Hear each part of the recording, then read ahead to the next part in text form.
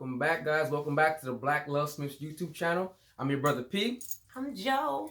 And we thank you guys for returning to us again. If you guys have not done so already, we please ask that you like and subscribe and hit the notification bell so you guys can stay updated to all the new content that we post. All right?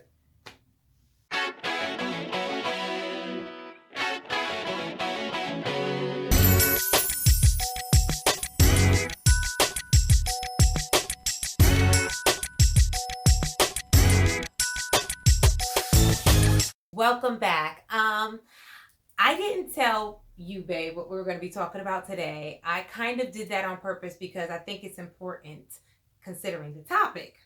And the topic is about what you said on one of our other videos. If you guys have had a chance to watch our video on bad marriage advice, at the end of that video, he kind of brings up a bunch of different really good topics. But one of the ones that stuck out for me was that men will wife the woman they feel they can talk to.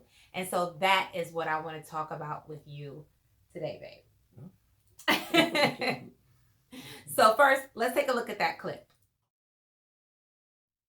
I'm not going to say don't, because honestly, I believe you shouldn't, but my question is, how do you marry someone outside of an arranged marriage that you feel you can't talk to? Oh, that's a different video. And we gotta go. We're gonna come back and do that video too. But love you guys very much. Oh, man. Thank you so much for hanging with us. Oh my gosh, there's so much to talk about. All right. So as promised, I said we were gonna come back and talk about it, and we're here to talk about it today. And I feel like there's a couple of different areas I want to talk to you about this. But first, I want to make sure that you guys understand I'm the talker, right? He talks a lot on here because it's ministry and he feels good about that. But my husband don't talk a lot. So when he does talk, he talks a lot to me. And a lot of people say, oh, P, he's so quiet. And I'm like, not to me. He talks to me all the time. But I think that has to do with all of the effort that we put in the beginning.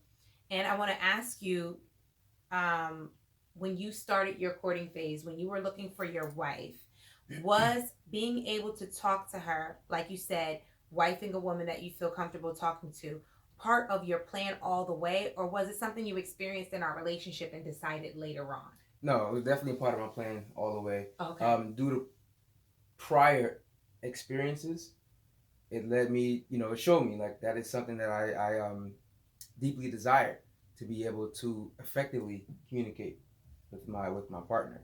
So it was definitely something that I had in the works way before you. Okay, that's understandable. I think I bring that up because as a woman in the scenario, I think that it's important that if you desire to be married, right? If you desire to be married, I know we've only been married for 6 months, but hear us out, okay? Don't try to qualify us. We talked about that before, okay? There's things placed on our spirit that we really want to share with you, and this is just one of them. And I think that for me, while I was doing my stuff on social media as Rain Raphael, my alter ego at the time, I'm now just myself. I think that it was really important for me to come up with different techniques and strategies, really have a plan as to what I wanted. And I knew that I wanted to be a wife, and I came up with this plan called Club Misses, which was like a boot camp for myself. And in it, I did a couple of things. One of them was go through all the vows. Well, we'll do that another time. But another one of those things was to work on my listening skills, because I knew it was really important in a marriage to be able to communicate with each other. And I wanted to have that relationship with my husband. So as a woman, I took that initiative as part of my plan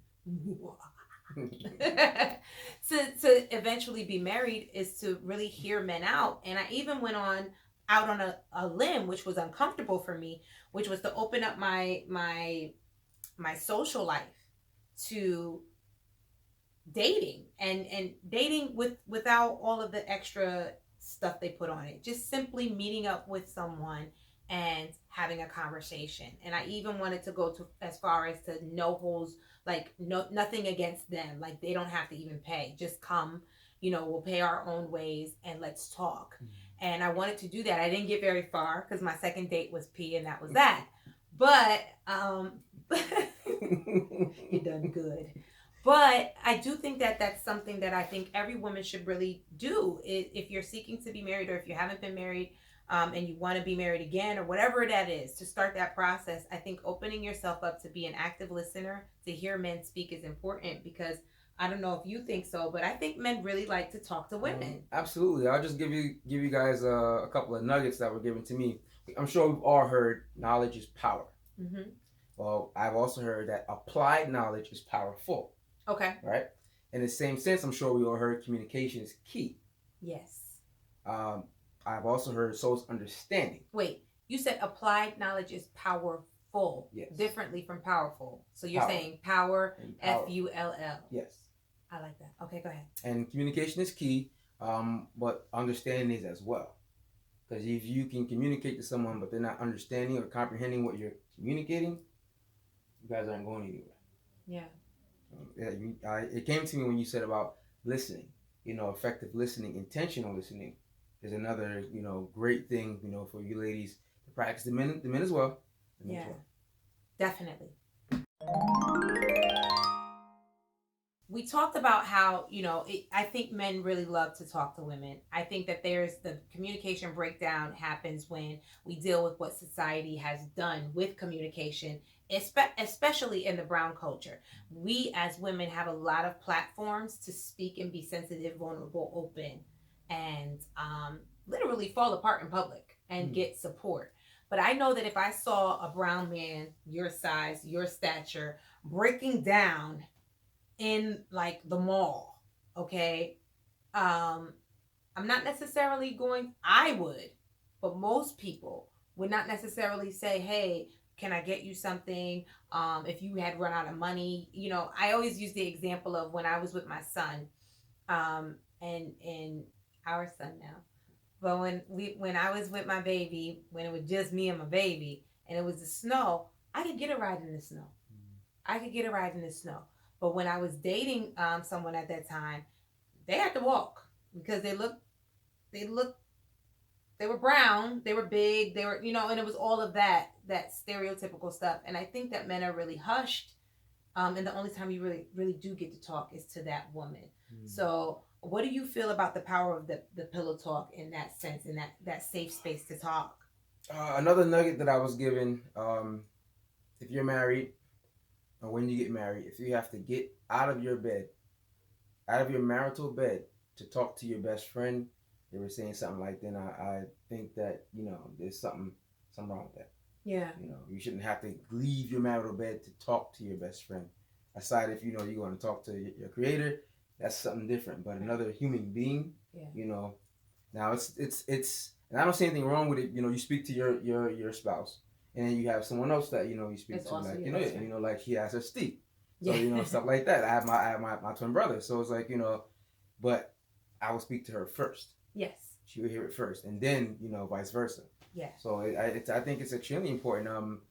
Alicia Keys' song, somebody, one of my former coworkers brought that to my mind. He said, she said, "I will keep your secrets." Yeah. So he was like, that's a big thing for a woman to keep a man's secrets, and a lot of them do. But we live in a day and age now, where unfortunately a lot of them don't. Yeah. And that's a big thing, to keep your man's secrets. Even after the dissolution of the relationship, a lot of scorn, spite, revelation of people's intimate intimate information. It's just not tasteful, and other men are watching you, ladies, when you do that. Other potential husbands can see how you treated someone when it's something that my brother had shared with me, and it comes up a lot in like memes and stuff. But he'll say, you learn the most from somebody by when they're mad at you. How you treat somebody when you're mad says more about you than any other way that you treat someone. And so, so that's a big thing. And I think that's important. And I think it's important for us to identify that power that we have as women, because I think women are fed what makes them powerless a lot. And I think that we hear a lot about the attack on our abilities, and women hear me roar kind of thing. We have to buck against certain things. But I think there's a real power in that feminine ability to create a safe space. for men and for children, and to get them to speak to you from a real vulnerable place. Vulnerable place is important. So we talked a little bit about how you don't think that a person should have to leave their marital bed to find a best friend to speak with, right? And I want to talk about what it takes to get that best friend in your bed, right? Because I didn't get. Oh, I'm a little crazy. Um, I see. Yeah, she. You know, I put on my black shirt. So we wearing black today, babe. And I come back in the room, and you know, she dripping to her Soraya eye adornment. I'm like, what am I supposed to do? Listen, SorayaEye.com. You can get this. You can get these.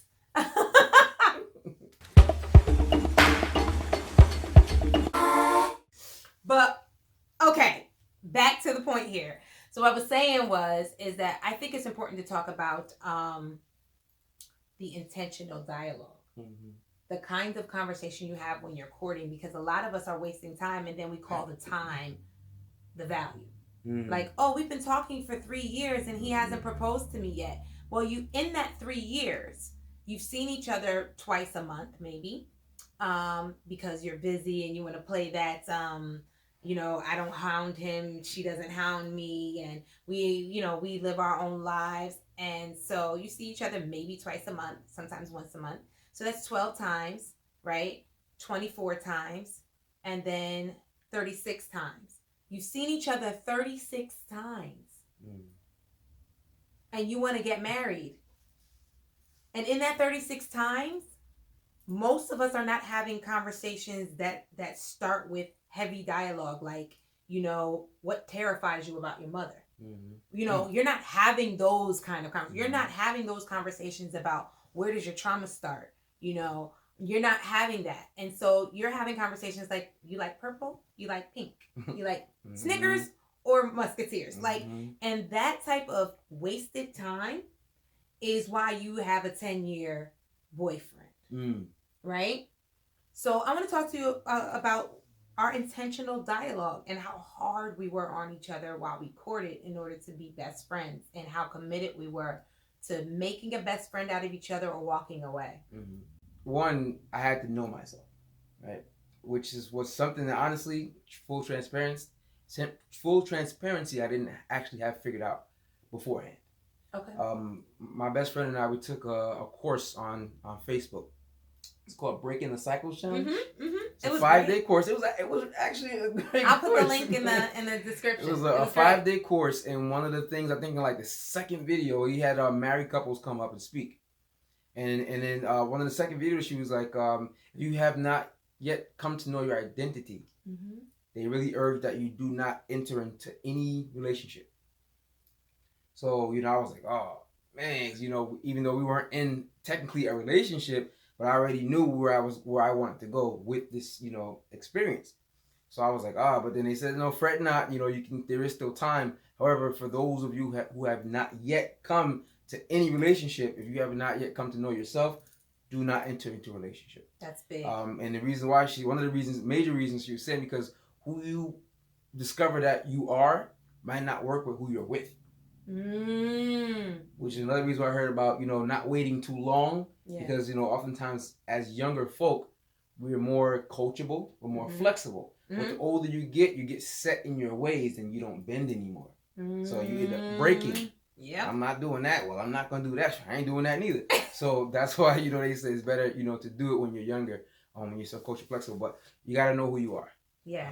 Please discover yourself. Men, we need our solitude time with our Creator. He has things that He wants to tell us. There are things that we need to hear from Him. You cannot skip that part of the process. Please do not skip that part of the process. It is important to know who you are, what you like, what you want. A lot of that self-discovery stuff really has to do with being honest with yourself. Mm-hmm. If you're honest with yourself first, that's my tidbit. That's my little nugget. If you're honest with yourself first, then it's so much easier to be honest with Absolutely. Someone else. And I think that's That was my biggest hurdle as a woman. For the women, the importance of getting to know yourself is being honest with yourself and the truth of yourself. And I'm not just talking about, oh yeah, no, this ain't my real hair and these ain't my real lashes. I'm not talking about that. I'm talking about, am I the girl who just wants a thug because my father was a thug? Or am I the girl who wants to change someone because I don't have the self-esteem to change myself? Mm. Am I the girl who's giving up my body because I don't believe I can lead a strong relationship with my intellect or my personality? What do I want? What do I deserve? What do I need? And what does God want for me? Those questions are all the things you ask during Club Misses that you need to have answered before you start talking about whether you can take a vow for someone else. Mm-hmm. You know, so that would be my thing. Knowing yourself in that way is really important. But talk to me about, after you know yourself as a man, have that talk with God and know what He wants you to do. Then what is that for you? It's so much clearer. So then you have your your list or whatever, your objectives, and you can get right to the chase. Like we mentioned in then you got those men who know what they want. Yeah. Mm-hmm. At that point, you know what you want. You done the research. You've taken the time to speak to your creator. He has given you your instruction. You have the manual, and you can cut to the chase. Yep. Do you believe in higher power? What is your views on marriage? Yes. Do you want to have children? Yes. How would you discipline your children? Yes. So let's say we were here, you create scenario, you cut to the chase, you don't waste time, you get to the point. It's intentional, and it is a time saver. Oh my goodness. And it's so good, because some of those questions we had to battle on. Mm-hmm. We talked about, and we'll do some videos on those too, but we had some really tough moments where we did not agree. We did not agree on a few things, and then we had to come to an understanding, which doesn't mean that we necessarily still agree. Mm-hmm. It just means that we understand each other's points of view and respect that. And please do not misunderstand that with our deal breakers. We did not been on the deal breakers. No, we did not. That wasn't something that we came to compromise. You set it, and I urge you, again, you knowing yourself, being true to yourself, loving yourself. If your deal breaker isn't some crazy outlandish thing, once you put that thing on the table, you have to stand by that. Absolutely. You have to stand by it. Absolutely. And that's a thing that I see people compromise on all the time that they shouldn't either. And we should do a video on deal breakers too, babe. There's so much content that we want to share with you guys. So much. But this was really good. I also just want to ask you really quickly, what woman before finding your wife did you find the comfort in being able to express yourself with? Because and then I think that people think that it's only your wife that you got to save all your information for, and then but do you believe in platonic friendships? Do you believe in sister brotherly development? There has to be some other relationship where you can develop that comfortability talking to a woman. Absolutely, I believe in a platonic relationship. Again, when you know yourself, hopefully both parties do. You can see things. You can tell if they're like if they have motives, ulterior motives, than from what you have. Yeah. These are things that jump out at you, especially what you have brothers, to offer. You know what they like. Walking to my brothers, and God gives you an instruction manual, and you're following, and you see that there's a discrepancy. There's something else there. Another thing I want to give you guys really quickly, the reason when we talk about if you have to leave your marital bed to go talk to your best friend, especially if you deem that best friend to be of the opposite sex, yep, you give the enemy an opportunity. Don't give him an opportunity. Don't do that. Please do not do that. Oh, let me just jump in right there, because I think it's important, because I am a woman who had a lot of close male friends. And those close male friends have to respect the husband. Like, it's just what it is. It's a situation that because I'm honest, I talked about them before I even got married. I talked to them about it rather before I even got married. Like, all right, I love talking to you. You know that. You my peoples. If you want what I want for myself and for my future and for my children and for my legacy, then we are working to make me the best person for this guy, for my husband. As my friend, that's your job, you know? And so that way you don't get that, oh, so now you don't know nobody type situation, or now you, because when it comes to that marriage stuff, not everybody gonna be in your business. Not everybody can know everything, you know? So that's real good stuff, babe. So we gotta go, but before I go, I just want to squeeze out one more question for you, and then we'll go, and you guys will see you in 2 weeks. So my question for you is, I know that you're around a lot of men in your life. I know that you've seen a lot of marriage. From a man's perspective, what is the danger of marrying a woman that you can't talk to? So as I stated before, you never want to give the enemy an opportunity at all. Yeah. Just to paint a picture for you guys, God forbid you end up marrying somebody that you cannot communicate with. I'm sure a lot of us have people that we do communicate with. I'm sure a lot of us have people that we say, no matter what, this person is that's my brother, that's my sister. I don't care who I'm with. They're going to meet. They have to get to know each other, because this person is going to be in my life forever. Right. I'm sure we all have those people. And then you have those other ones, again, with the ulterior motives. Waiting ones in that, the wings. Been trying to shoot their shot for like forever. Been getting blocked, getting denied. So you end up, God forbid, marrying someone who you cannot communicate with. You guys buck up against each other. Y'all both hot because y'all know how to communicate. You're going to talk to somebody else. You might be going to talk to that same woman and or man that wanted you. So they're going to make it all beautiful. Like, I give you what your wife not, you can talk to me. You can talk to me, And then you be like, yeah, man, it's like, I can't talk to my wife, And then it's like setting the trap, the bait, you're getting lured and lured in and lured in. And then next thing you know, you in some mess. How did I get here? Yeah. It's like the standing on the shore effect. You're standing there as the waves keep washing against your legs. Eventually, you didn't necessarily move anywhere, but you did, because now you're knee deep in sand. Right. And you don't know how it happened. You were standing in the same spot the entire time. Right. Same concept. Yeah. Yeah, that's real stuff. I mean, and y'all know, we take it back to the old Beyonce record when she was with Destiny's Child, I believe, and they had that Confessions record, and it was the day you pissed me off. I told Mike to pick me up. I told him you was bugging and I don't like the fuss. He said he would look out for me if I needed a friend. Took me to his house and he invited me in.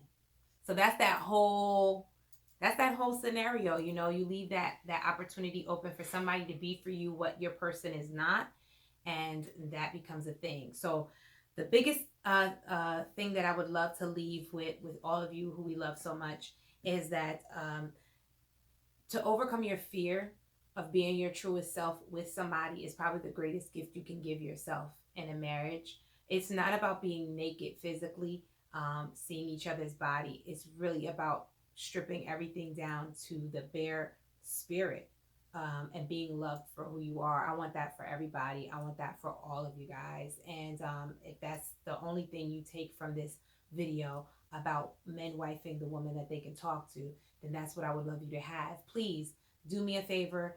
Drop some comments if you enjoyed this video, if you want to hear a little bit more about it, or if you want to hear something else, if you want to share with us some of your tools for communication in your marriages, or failed marriages even, or relationships, what you're finding as you're out there dating, topics that you're having a hard time talking about. Let's talk about them and see if we can come up with ways to communicate better. Just as a culture, as a community, you know what I'm saying? So greatly appreciate it. Yeah. Again, we thank you guys for tuning in and listening to what we had to say. What our Creator God has put on our spirit to say, to share with you guys. Again, if you guys have not done so already, please ask that you guys like and subscribe and share and hit that notification so you guys can stay updated to all the new content that we post. Thank you guys so much. We'll see you in 2 weeks. I'm Joe. I'm your brother P. And we're the Blacklovesmiths. Bye.